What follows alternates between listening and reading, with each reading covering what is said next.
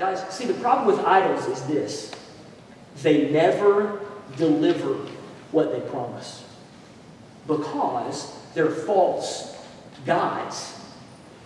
The only one who delivers what you really, truly need is the one true God. And he says, you worship me, and I provide everything that you need. So you need to be obsessed with me, not other things. So here's what I want to do this morning. I want to take just a minute. I want to run through some questions here. And I think these will help kind of enlighten you on maybe some things that you're worshiping or you're obsessed with other than God. Let me tell you something else. If you're really daring about this, here's what you can do. Talk to somebody that knows you really well. And they can clarify for you what some of your idols are. Because I'm going to tell you, your idols are very dear to you, and you don't really recognize them. You're like, it's not a big deal, you know? It's just what I do, you know? It's just me. It's not a big deal. But you talk to other people that know you well, they're like, no, see, you're obsessed with that. Really? You know, so stop it. And so they can help you out. But here's some questions you can ask that will kind of help you out with that. How about this? What is it that you fear the most? What is it that you fear the most? I mean, what is it, that thing that just strikes dread in you? I'll tell you something that's helped me out on this. My father has Alzheimer's. And he's in the last stage of that. And so, like, for the last year or so, he's basically been confined to a hospital bed and doesn't know anyone and can't really carry on any kind of meaningful conversation. Okay? And I will tell you something. I am afraid of that. And what it revealed to me, I remember I actually had a conversation with my mom, and I said, you know, all my life I've always said, there is nothing in my life that would happen that would be bad enough to make me think about taking my own life. Unless I went to the doctor and they said, you've got Alzheimer's. And I went in my life because I have a wife and kids and stuff like that. But still, it's that level for me that I'm like, and you know why? Because for all intents and purposes, my father is useless. And what I'm not trying to bash him or anything.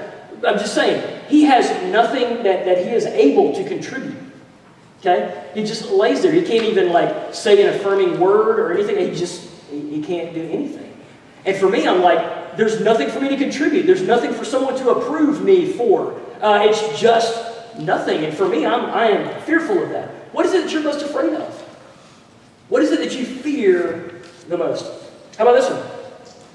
What do you long for or think about? You know, what is it your mind always just naturally goes to? Like, you know, you're driving around town, you got the radio on, you know, you're jamming out, and then your brain kicks into neutral, you know? And then you find yourself like daydreaming and thinking about things. Where does your mind go when that happens for you? How about this? What motivates you or makes you passionate?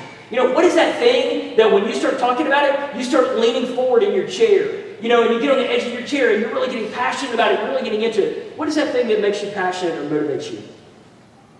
How about this? Where do you go for comfort? Things aren't going well. Things aren't going the way you think that they should. Where do you go for comfort? What is that thing that you think will provide you comfort in your hurt? How about this one? This is kind of interesting. What do you complain about the most? You know why this illuminates what your idols might be? Because whatever your idol is the thing you care about the most. And if it's not working the way you think that it is, the result will be that you're going to complain about it. So whatever it is that you complain about the most, it might be an indicator that that is an idol that's present in your life. It's something else that you're obsessed with other than God. How about this one? Here's a good one. What angers you the most? You know, I mean, are there things that, you know, you get a button that you just go nuclear if somebody touches that? Right? Maybe that's something that's going to illuminate it. What an idol is in your life. Or this one. You go to the other extreme. What makes you happy? Right? What is that thing that if you do it, you're like, oh, yes. You know, and you're just ecstatic and you're just beside yourself. You're happy. Or, how do you explain or identify yourself? You know what I mean? Like, you introduce yourself to somebody that, you know, you don't really know. And what is the thing that you, like, lead with? You know, like, hi, I'm Lee. Here, my name is Lee. My name is Lee. I live in. My name is Lee. What I like to do is I like to go and, you know, how do you define yourself? What do you identify yourself with? How about this one? What makes you angry at God? Or what would make you angry at God? What is the thing that if it disappeared in your life, you would be furious with God about because it was gone? Or this one. What do you brag about? What are you proud of? What is it that you display and like to let everybody know about it? You know, I mean, it's kind of one of those things, you're gonna put it out there right away, you know, you're going to brag about it and be boastful and proud about it. What do you want more than anything else? You know, what is the thing that you would sacrifice all other things for, that you would give up for? What do you sacrifice the most for? Where do you dig deeply to give for something? How about this? If you could change one thing, what would it be? Different body image, different hairstyle. You know, what would you change? How about this one? Whose approval are you seeking? Who is it that it haunts you? That everything in your life you do just so that you will hear that one person say, good job. Or maybe you can't hear it, but you're haunted by the fact that they never told you that. And so you keep trying to earn that approval. What do you want to control or master? You know, what's the thing you just want to like get nailed down so it doesn't move? You've got it under control. Or what do you treasure the most? What is that thing that you're like Gollum? You know, you're like precious.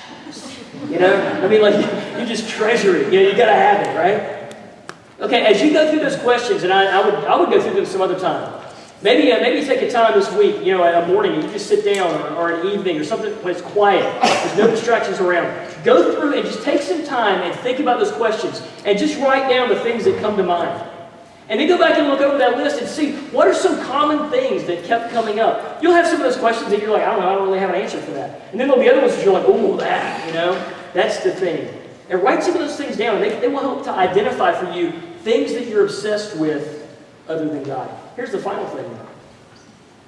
Okay, if we're made to worship God and He's the only one that's going to give us what we need, but we're obsessed with other things other than Him, and we're stuck in this cul-de-sac of meaninglessness, how do we get out? Like, what do we do about it? If you find out that you're worshiping something other than God, what do? You know how you got stuck in this cul-de-sac of worshiping and being obsessed with something other than God? You worshiped your way into it. You said, this is what I do not want. Here's this false god that I'm going to worship, and I'm going to give myself to worship that false god so he will deliver me from this thing that I'm fearful of. You worshiped your way into idolatry. Do you know how you get yourself out? You worship your way out. And so to flee idolatry, it means that you run to Jesus. Jesus is the only one who can give you what your soul truly needs.